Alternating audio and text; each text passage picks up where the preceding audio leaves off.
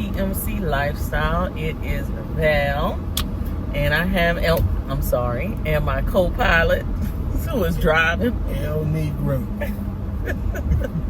Y'all, it's been a heck of a 2 weeks. I'm gonna put up some video or some little clips and everything explaining everything that's happened, but you're not delirious. I have not been on YouTube at all. I've been posting to Facebook, I've been posting to Instagram, but I have not posted to YouTube because I actually had surgery.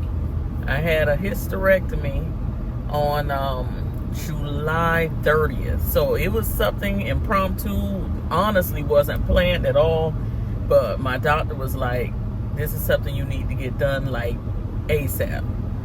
So we went ahead and we did it. He had an opening like I think 5 days after my initial appointment, he had an opening for the surgery, and he was like, if you don't get it done now, you're gonna have to wait until mid-August. And with the pain and everything that I was in, we just decided to do it. So with my hubby's encouragement, because I was gonna let it ride out, I wasn't gonna do it. I was like, oh Bobby, it's too soon. I got to plan this and plan that, and and he was like, Val, there's nothing to plan. Go and take care of yourself, In this video, I'm going to get a little graphic and let you know, the things that I was going through. I'm 46 years old. The doctor said I'm definitely in perimenopause, and lots of changes have happened to me, and they weren't all good. And it got really, really painful and unbearable, and I just couldn't take it anymore. So, that's that. Right now, we're on the way to pick up some foods. We're going to Sam's. We're going to another grocery store, whatever. But before we move on, I want to show you guys what purse I'm carrying, because they say no heavy lifting, things like that. So I had to really minimize everything. So I'm wearing one of my old Kate Spades. It's still in excellent condition. I gave this to my daughter. And the other day I said, you know what, that'll make the perfect crossbody bag to carry while I'm healing. So it has a little pocket here in the front. You can put your phone or whatever. And then you unzip. Nice space in there. And I just have my wallet in there. It actually has another pocket in that area too.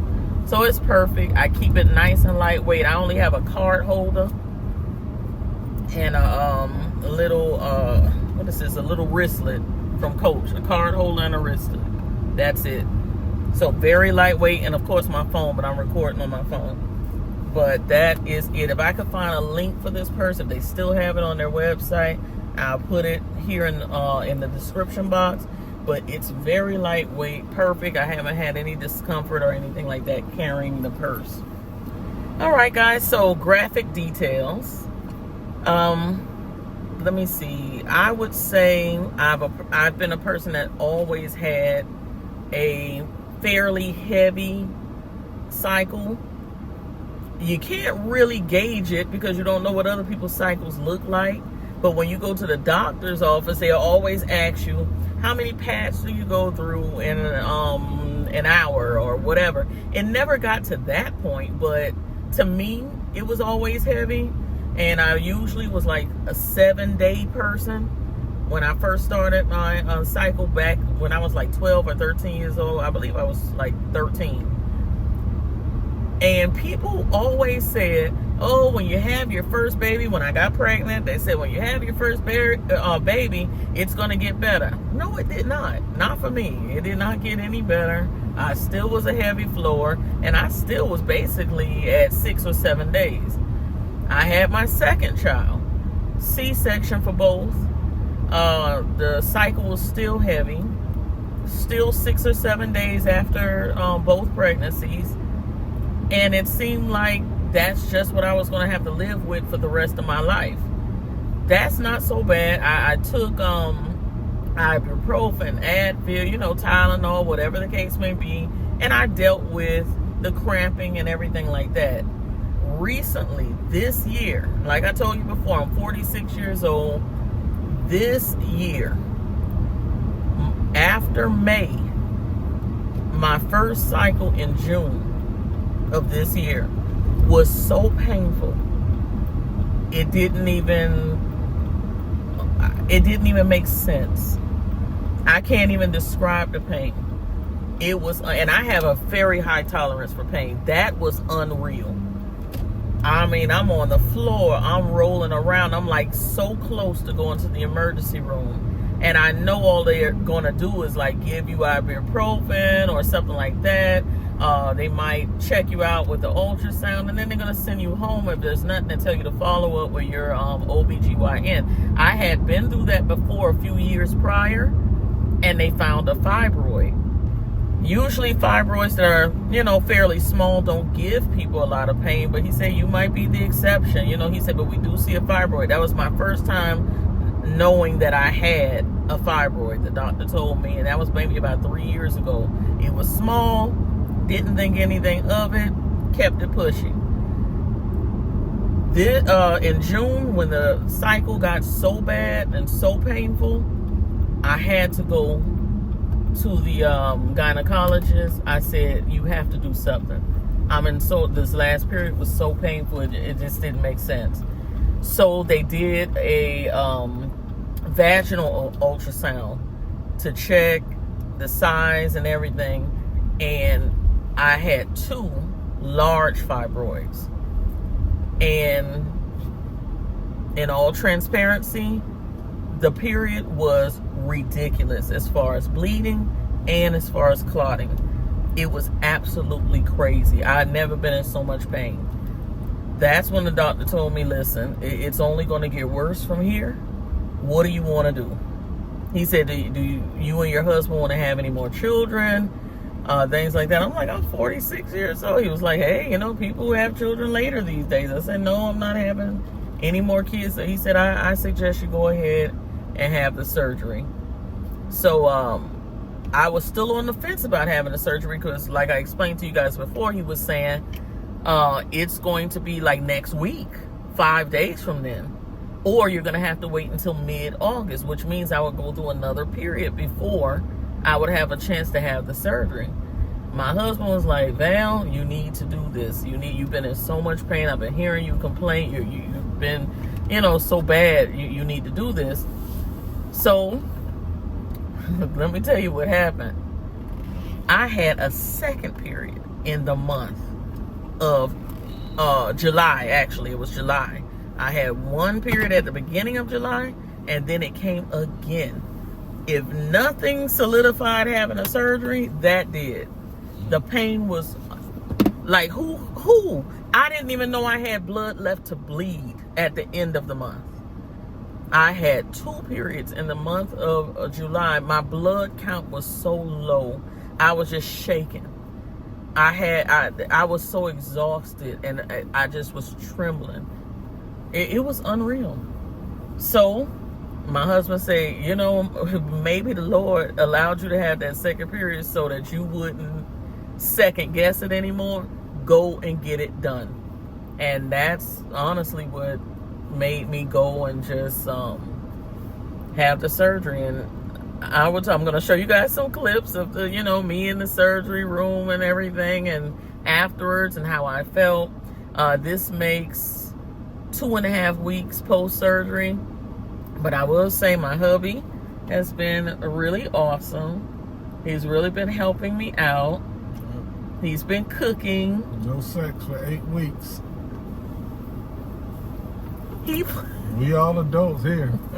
He put the date that I should be able to have. September 17th, everybody. He put it up on my board in my makeup room so I won't forget. Crazy. He shook hands with my doctor right before this. No, after the surgery, I think it was, right?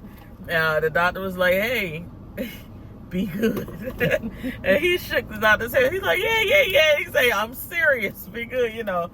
So it was too funny. But my doctor is awesome. He's a really awesome guy. And he listens. Get you a doctor that listens. That guy listened.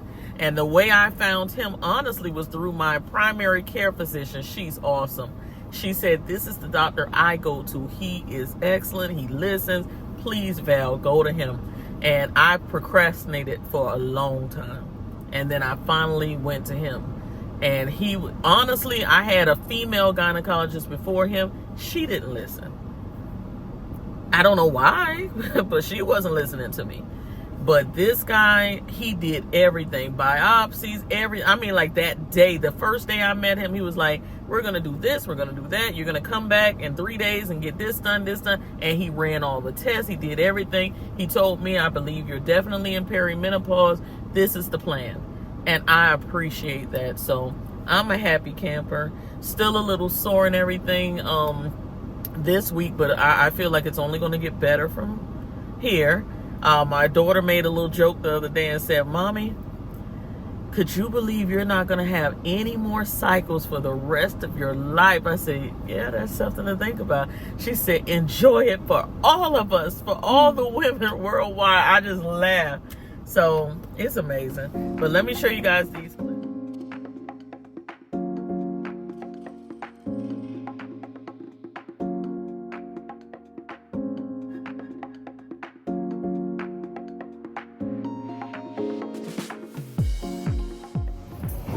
All right, y'all, just leaving the hospital for pre-op. We got all the blood work, EKG done. Very, very nervous on the elevator. Lifestyle. Well, today is surgery day, so I will be having a hysterectomy today. We're on the way to the hospital right now, and I don't know how to tell y'all I feel right now. Like I told my doctor, it's kind of bittersweet. I know the pain and everything I was going through with fibroids and everything else. My last cycle was so painful, and then it came on twice this month. So it's time to just let it go. But there's a little part of you that says that something that's been a part of you since you were like 12 years old was about to be over. And of course, your ability to have children is going to be gone. So,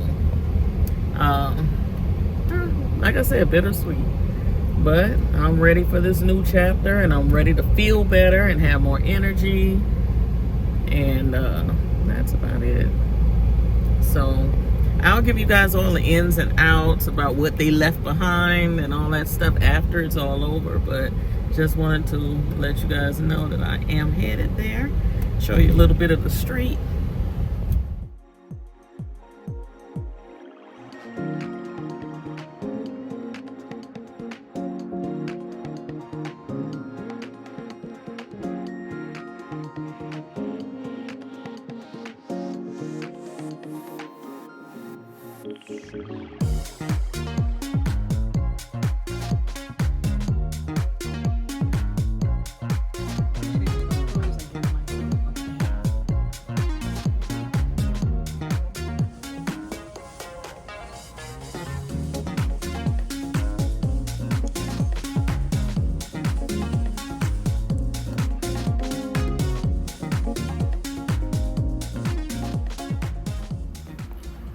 Hey guys, it's the day after my surgery. Well, the morning after.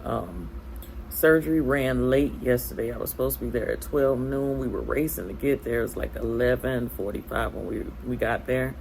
But apparently they were running late. It was some people, I guess, in front of me with a few complications. So I didn't actually go back for surgery until maybe about 6 o'clock in the evening. So the whole wait period for me personally was like, I hated it because I just wanted to get it over with, and you know how you get very nervous and stuff like that. So that's what I was going through, very nervous.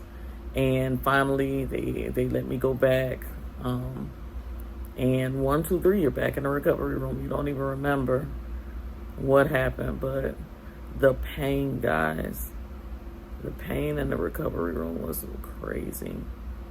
And it wasn't the incisions, because I'll put it here on the screen, what they call it, laparoscopy, something like that, hysterectomy. but it's very non-invasive, and the pain I was feeling was more in the pelvic area.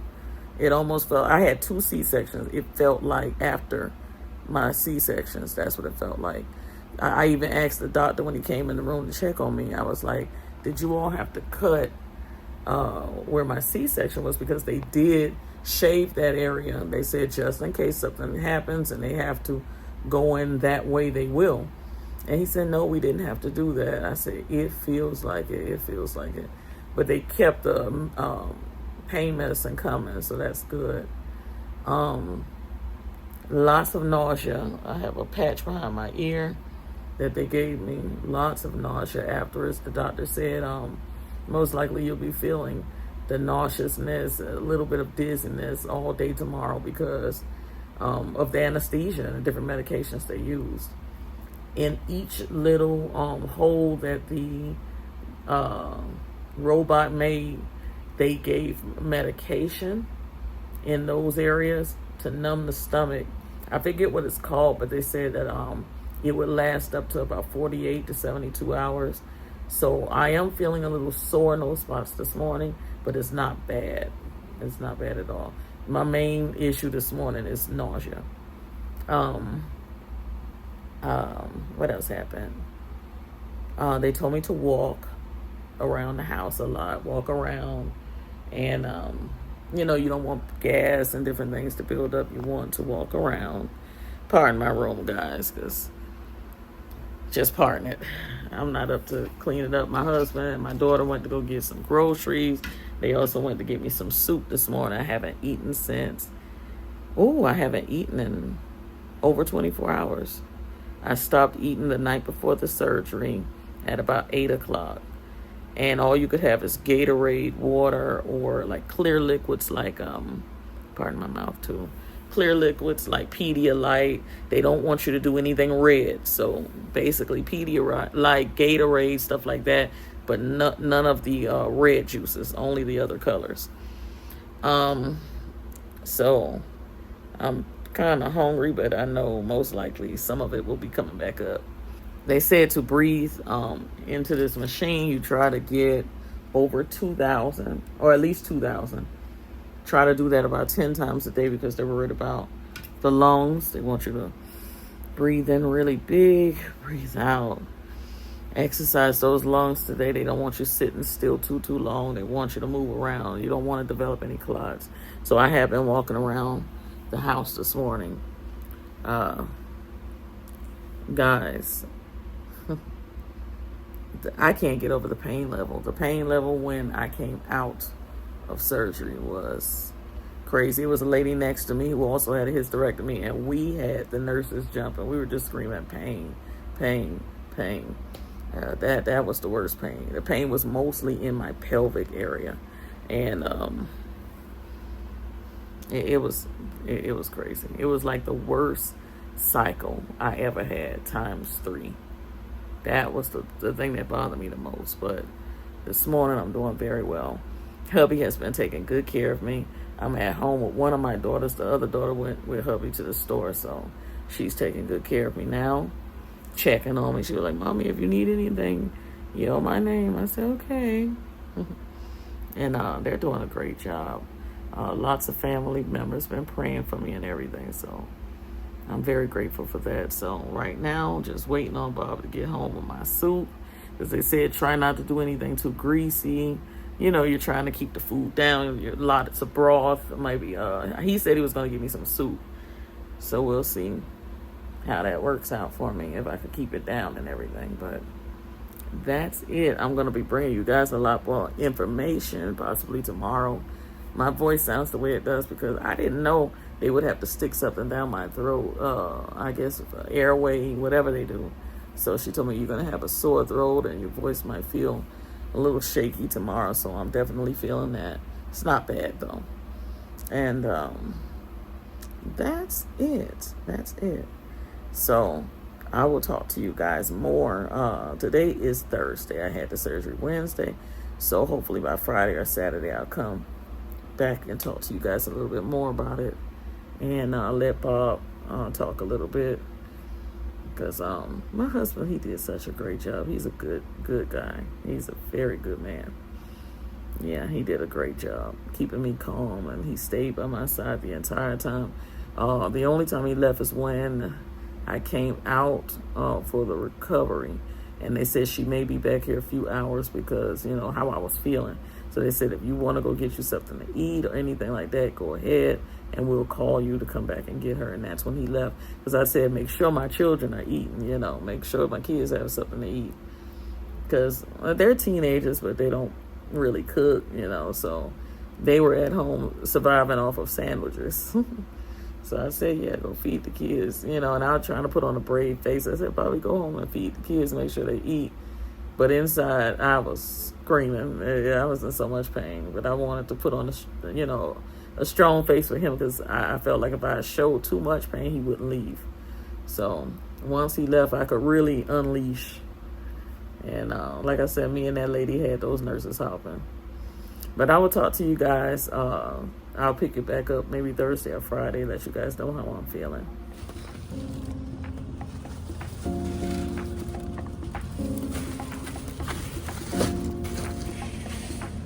Whoop, whoop.